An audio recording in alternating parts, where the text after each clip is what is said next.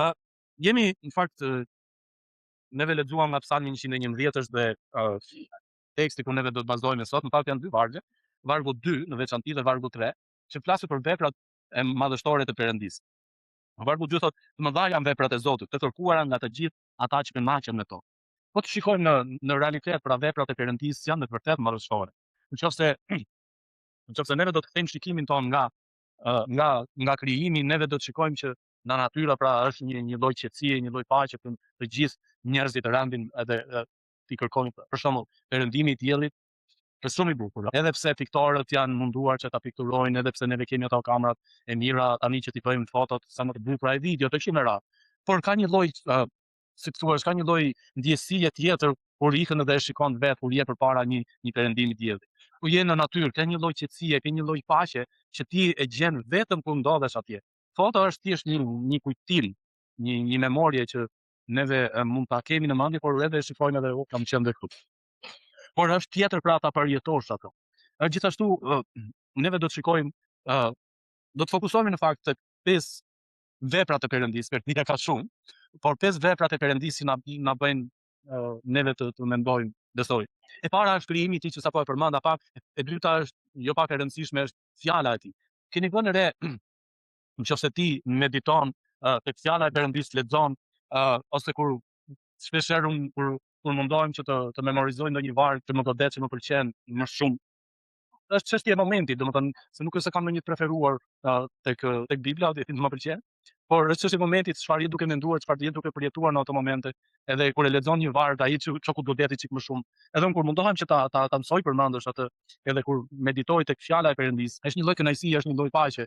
Gjithashtu një vepër e madhe është kisha e tij, jemi ne pra, jemi ne motrat e vëllezërit që mundohemi të qëndrojmë së bashku, pavarësisht atyre gjërave të ndryshme që lindin gjatë rrugës, sepse por ajo çfarë është e rëndësishme, neve kemi një lloj lidhje hyjnore, në fakt kështu është, hyjnore që ne nuk mund ta përshkruajmë dot, sepse Perëndia në momentin që neve kemi marr Jezusin si shpëtimin ton, kemi veshur Jezusin, Perëndia na ka dhënë gjithashtu dhuratën e Frymës së Shenjtë. Kjo na bën atë lidhjen që është për te të shpjeguarit ton. Është një lloj lidhje, është një lloj ndjesie, është një lloj paqe, është një lloj qetësie që ti e merr kur jemi bashkë. Premtimi i tij, ne gjithashtu në veprën, në fjalën e Perëndisë ne kujtohemi për premtimin që Perëndia na ka bërë. Dhe premtimi i tij është çfarë? Se një ditë do të jemi në prezencën e Perëndisë. Kto janë disa nga le të themi veprat e Perëndisë që do të shikojmë së bashku. Le të ndalojmë së pari tek krijimi i tij. Punët e Zotit janë të mëdha dhe janë të mrekullueshme. Unë e thash pak që në fillim në hyrje, është me të vërtetë një kënaqësi shumë e madhe. Që për shembull që tani është dhe koha e verës, neve kur shkojmë dhe po dalim sa më shumë në natyrë. Disa shkojnë, neve shqiptarët nuk e di, e kemi kështu si traditë, nëse neve nuk shkojmë në plazh, buz detit, bëjmë si plazh, neve nuk i quajmë pushim. Nuk quhen pushim. Ti mund të kesh marrë pushime, ti mund të kesh shkuar në mal, mund të kesh shkuar në një qytet tjetër vizitosh. Bare pushime bara, ku shkove ja dula këtej dola. Nuk plazh vajte, se bën pushim. Po nuk dolën çik në diell të piqesh, të ripesh, të digjesh, të pasash mirë. Ti nuk. Por kjo është një krijim që Perëndia na ka dhënë, është një bekim shumë i madh. Ne kemi këtë lloj bukurie, këtë lloj pasurie natyrale që Perëndia na ka dhënë. Perëndia krijoi qiellin dhe tokën. Në fillim Perëndia krijoi qiellin dhe tokën, zanafilla 1-1, që në fillim Zoti. Ata deklarojnë lavdinë dhe punën e Zotit. Pra, gjithë kjo lloj dritarje, le të themi, që neve shikojmë deklaron edhe butçet së rreth që Zoti e krijoi. Qej tregojnë lavdinë e Perëndisë dhe kupa qellore shpall veprën e duarve të tij. Psalmi 19:1 dhe 2. Një ditë i flet ditës tjetër dhe një natë ja tregon tjetrës. Në fakt, cilësitë e tij të padukshme, thot Pali tek Romakët 1:20, fuqia e tij përjetshme dhe hyjnia e tij duke qenë të dukshme nëpërmjet veprave të tij, që nga krijimi i botës shihet qartë me qëllim që ata të jenë të pafalshëm. Njerëzit do të vi dita, do të thonë unë s'kam dëgjuar ndonjëherë për Zotin. Unë nuk kam dëgjuar ndonjëherë për Krishtin. Po a ke dalë në natyrë? Po apo shikon gjithë këto bukuri? Apo i shijon? Apo kënaqesh? Po, kjo është vepra e Zotit. Pali të shkon akoma më tej tek Romakët dhe thotë Zoti do ta shkruajë ligjin e tij në zemrat e tyre. Që do thotë edhe një që neve e konsiderojmë botës, ai e dallon se çfarë është e mira dhe çfarë është e keq. Po nga e di ai këtë, sepse Zoti i ka shkruar në zemrat e të gjithë njerëzve. Por pavarësisht se çfarë zgjedhin, por e di. Davidi vëri re bukurinë dhe formimin inteligjent që Perëndia ka. Psalmi 8 ka shumë vargje, po të rrish të lexosh ditë natë. Kur mendoj qejtë e tu që janë vepër e kishtërinjve të tu, hënën dhe yjet që ti ke vendosur, çfarë është njeriu që ta mbash mend dhe biri i njeriu që ta vizitosh? Psalmi 8 vargje 3 dhe 4. Çfarë është njeriu? Gjithë ky krijim kaq madhështor, ëh? Disa këndojnë që kanë shkuar në. Edhe po që do kohë shumë të gjatë që të shkosh në. Do një fuqi shtypse shumë të madhe që të luftosh forcën tërheqëse, ëh? Disa thonë që nuk mund të arrisë të shkosh një herë. Por le të themi që ka shkuar, ose le ta vështrojmë me sy të lirë sa madhe dhe madhështore është hyjen. Dielli. Pra çdo planet që është vendosur, sikur e ke vendosur me dorë, sepse Zoti e ka vendosur me dorë. Janë kaq madhështore, edhe neve ndodhemi si ato glimcat e vogla në mes të këtij krijimi kaq të madh. Po çfarë që ka njeriu o Zot, që ti vjen dhe viziton?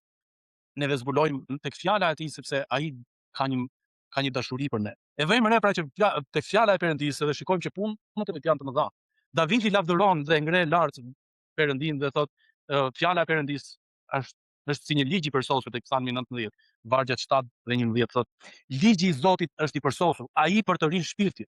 Dëshmia e Zotit është e vërtetë dhe e bën të ditur njeriu në thjesht. Porositë e Zotit janë të drejta dhe e gëzojnë zemrën. Urdhërimet e Zotit janë të pastra dhe ndriçojnë syt. Frika e Zotit është e pastër, mbetet për jetë. Gjykimet e Zotit janë të vërteta, të gjitha janë të drejtë, janë më të dëshirueshme se ari, po, më tepër se shumë ar i punuar. Janë më të ëmbla se mjalti nga ai që del nga hojët. Edhe shërbëtori yt mëson prej tyre. Ka një shpërblim të madh duke i parë. Davidi thotë, vetëm duke i parë, ti po shpërblehesh. Ti shijosh të kënaqesh. Ti po, neve kemi në bekim fare së madh që kemi fjalën e Perëndisë. Edhe fjala është e gjatë, fjala e Perëndisë neve kemi. Prandaj neve përjetojmë një lloj paqe, një lloj qetësie, një lloj të ushqyerje shpirtërisht që ti nuk mund ta shpjegosh dot. Vetëm di që ti plotësohesh. Ti sikur thonë që pse thua ti që kur shkon aty qetësohesh, mbledh mend akoma. Pa qetësohesh atje, i nxjerr atë frymën negative, edhe e njëjta gjë, një lloj përjetimi të tillë vjen edhe kur ti e mbush shpirtin tënd me fjalën e Perëndisë, edhe çfarë ndodh? Ndodh që kur ti e këtë, nuk ka më vend në frymën tënde për mendime të këqija, prandaj ato largon. Prandaj dhe ti përjeton një lloj paqe, një lloj qetësie që nuk ka shpjegim që e bën që ta shpjegon se si ndodh. Por di që ndodh, unë besoj që gjithë ju mund ta pranoni këtë që është e tillë. Fjala e Zotit, thot Jezusi tek Gjoni 6, vargu 63 thotë, është fryma që jep jetë. Mishi nuk vlen asgjë. Fjalët që po ju them thot Jezusi, janë frymë edhe jetë. A fjala e Perëndisë është e gjatë.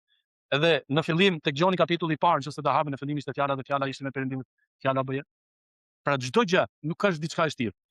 Ju ka shpëtuar goja, mund të ndodhë që edhe me njerëzit tuaj më të afër, njerëzit tuaj më dash, ne në marrëdhënie me një tjetrin në oceanin. Shpëton ai gojën. Edhe çuditërisht, nga gjithë ajo bisedë që ti mund të kesh bërë, vjen puna tek ajo fjala dhe kapësh aty dhe shpërthen. Edhe ti që thua pastaj, po shiko, unë nuk e pata në atë lloj mënyre. Pse e kap ti? Pse e shikon ti nga ky cep këtu?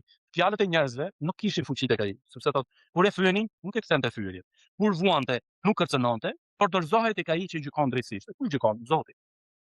Ai vetë i mbarti mëkatet tona në trupin e tij, me drurin e kryqit që ne, të vdekur për mëkate, të rrojmë për drejtësi. Dhe me dhuratat e tij ju shëruan sepse ju ishit si dele ndacake. Por tani ju kthyer te bariu dhe ruajtësi i shpirtrave tuaj. Është një fuqi kaq shumë e madhe që ka fjala e Perëndisë, do të ketë mbarësi. Neve shpesh herë rrekemi edhe mendopemi me gjërat e ditës dhe fokusohemi tek njerëzit. Edhe shpesh herë harrojmë se sa e rëndësishme është të vinë tek burimi i vërtetë. Kur lexon fjalën e Perëndisë të jep qetësi, të jep shpresë dhe të jep udhëzim. Ka shumë vargje, ëh? Po të lexojmë tek e dyta Timoteu 3:16 dhe 17 thotë çfarë është e rëndësishme që ta kuptoni. I gjithë shkrimi, e gjithë fjala e Perëndisë, e gjithë Bibla është e frymëzuar nga Perëndia dhe i dobishëm për mësim, bindje, ndrejtje dhe për edukim me drejtësi. Që njeriu Perëndisë të jetë i përkryer tërësisht i pajisur për çdo vepër të mirë. Jo vetëm në çështë e rëndësishme dhe ka fuqi fjala e Perëndisë që të formojë dhe të ndikojë tek njeriu se si të jetojë në marrëdhënie me njëri tjetrin, por ka fuqi edhe në shpirt, edhe në frymë. E bën njeriu ndryshme, i jep fuqi. Shpëtimi që Perëndia ka siguruar nëpërmjet Krishtit. Punat e Zotit pra janë të mëdha. Gjoni thot, vargu 29. Të nesme Gjoni e pa Jezusin që po vinte drejt tij dhe tha: Ja qenxhi i Perëndisë, ja shpëtimi, po, që heq mëkatin e gjithë flotës. Dhe 3:16 që e kemi dëgjuar, e kemi dikuar ty, është ajo atje. Që thot, sepse Perëndia deshi aq bopi sa dha birin e tij të vetëm lindurin që kushdo që beson në të mos u mbas për të ketë jetë përjetshme. Në këtë është shfaqur dashuria e Perëndisë ndaj nesh, se Perëndia dërgoi birin e tij të vetëm lindurin në botë që ne të rrojmë nëpërmjet tij. Në këtë është dashuria, jo se vetë Jo se ne e kemi dashur Perëndin, por që ai na ka dashur ne dhe dërgoi birin e tij për shpyrjen e mëkateve tonë. Ne kemi marrë shpëtimin nëpërmjet dashurisë Zotit. Dhe kur bën pyetjen, që e bëri pyetjen Davidit tek Psalmi 8 vargje 3 dhe 4, ç'është njeriu thotë që ta vizitosh ti? E do faj shumë. E keni vënë re sa lloj sakrifice neve bëjmë për njerëzit tanë më dashur. Prindri bën për fëmijët. Kalon për te sakrificë shumë të pa. Unë për vete nuk arrit dot ta besoj, shpeshherë për forca e dashurisë që ka tek ne, edhe na shtyn të bëjmë gjëra që nuk mendonim të bënin ne, edhe për pili vetë vogël. E keni dëgjuar që shumë shpesh njerëzit të bëjnë sakara të tilla domethënë, ja. Ai pili vetë i vogël i bë zap gjithë shpinën rrin. E keni thënë që kur shikoni një kukull, një film, nuk ka më as lajme, as filma si gjë. Pa e mori tutin fëmia vogël, e të gjithë do shikojnë. Kjo është forca e dashurisë, sepse Perëndia e ka treguar këtë gjë më shumë se çdo gjë tjetër. Ka kaluar në një lloj sakrifice shumë të madhe. Të studiosh për shpëtimin e Perëndisë, të jep një qetësi për shpirtin. Pastaj është puna e Perëndisë. Edhe ne do të shikojmë edhe kishën e tij. Punat e Zotit janë të mëdha. Ka shumë vepra, ka shumë gjëra. Që neve po shikojmë edhe neve mund kemi harruar. Që po shikojmë sot bashkë themi, wow, Zoti punon fuqishëm. Zoti thot për kishën e tij dhe thot me Pietrin, dhe unë po të them gjithashtu se ti je Pietri, thot Jezusi. Dhe mbi këtë shkam, unë do të ndërtoj kishën tënde, detyrat e ferrit nuk do ta mundin atë. Mateu 16:18. Pikërisht me këtë varg, Jezusi tregoi Pietrit që ti e ke besimin, po nuk e ke të formuar akoma. Po mbi këtë besim që ti ke, unë do të ndërtoj kishë. Edhe mbi këtë besim që neve kemi sot që vijnë, kjo është kisha e Zotit. Po të shëlet. Pietri, nëse ju kujtohet, Pietri ishte me Jezusin. Ore ditën natë, u thonin flini edhe me një çadër. Jezusi kur u ngjit në mal dhe lutej, ai e mori në mal dhe Pietri në zor gjumë. Pietri në momentin që u kryqëzua Jezusi, e mohoi Jezusin 3 herë. Edhe ore thonë unë do të shij botën tysta për këtë. Edhe Jezusi që aty dha ti të mohosh 3 herë. Jo, po çfarë thotë, larg çoft për ne. 3 herë. Edhe si kujtes ta gjeni do të këndoj ta që ti kujtohesh. Kujton gjeni që këndoj do të kujtohesh më ke mohuar rreth. Edhe Pietri qa. Imagjino pra, Pietri që ishte e ndoqi Jezusin, e pa me sytë e tij, e preku. Jezusi kur po jashtë në ujë dhe Pietri tha, "O Zot, të lutem më bëj të mua që unë të hesi në ujë." Dhe tha, "Hajde." Edhe i vajtu. Edhe tha, po jetë." Sepse besimi i tij niku u largua. Edhe Jezusi tha, "U disi pak." Që në momentin që ai edhe është interesante, po të shikosh vargun në Bibël thotë ai ishte i fokusuar tek Jezusi. Më shkon mua tha Jezusi. Edhe në momentin që që shikimin e tij nga Jezusi u shkëput nga Jezusi. E njëjta gjë është edhe me ne. Neve kemi një lloj force, një lloj besimi që është përtej shpjeguarit, edhe po ta veni re, ti ke një lloj force, ti ke një lloj besimi, një lloj këmbgulje që thua edhe pse ka probleme të pasgjithme, ti thua, unë besoj që doja da. Po se si, nuk e di, po doja da. Edhe ti hesa dhe shikon, në momentin që hul kokën poshtë dhe shikon problemet apo çka ka ndodhur, e ti dërgoj has. U ka ndodhur? Besoj ka ndodhur me probleme të ndryshme që kemi. Por kur ti thua që unë kam besim që do e ndjen është një lloj force brendshme. Zoti ja ka dhënë të gjithë njerëzve të tij që e kanë pranuar Jezusin në pagzim. Ja ka dhënë të gjithë. Kur ti thua që unë besoj që do ndodhë, e di që do bëhet, po se si nuk e di. Nuk ka ndodhur. Unë besoj që do bëhet. Mos e vuli kokën poshtë. Shikoni vetëm drejt, sepse në ato moment ti po tregon një forcë shumë të madhe besimi, por në të njëjtën kohë po tregon një forcë shumë të madhe dobësie, sepse ke besimin, ke forcën tek Zoti. Në momentin që hulesh poshtë, e keni vënë re kur ecën në lartësi, që të gjithë thonë që ec mos shko poshtë, po te poshtë, normal. Ti pra. Pra Zoti tregon me kishën e tij që është shumë e madhe. Tregoni kujdes pra për vetët tuaj dhe për të gjithë tufën në mes të së cilës fryma e shenjtë ju ka dhënë një kujdestar.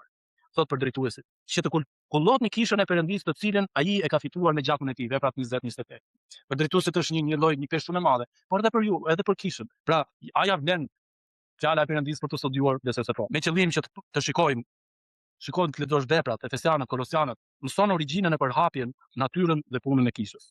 Të nxjerrësh me pa thjeshtësinë në këtë rast me institucionet e sotme dhe dominimet dhe mbizotrimet e sot. Ne vetëm pam një glimt shumë të vogël të përgjithshme nga punët e manitshme të Zotit, siç u ishte edhe një herë pra krijimi i tij, fjala e tij, shpëtimin e tij, kishën e tij, premtimin e tij. Nëse nuk e keni bërë, nëse nuk keni paqe, nëse nuk gjeni qetësi, gjeni kohë që të shkoni tek fjala e Perëndisë. Reflekto në bukurinë, në modelimin e krijimit që Perëndia na ka dhënë ne.